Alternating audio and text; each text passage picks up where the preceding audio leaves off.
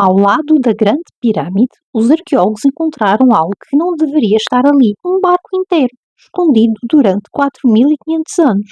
Em 1954, um fosso revelou 1.224 peças de cedro do Líbano, desmontadas cuidadosamente. Os arqueólogos remontaram cada peça como um puzzle gigante. Mas o verdadeiro mistério está na função. O barco teria sido preparado para a viagem ritual de Corfu com o deus Sol no além? E o mais surpreendente, a construção era tão sofisticada que o barco poderia, em teoria, voltar a navegar.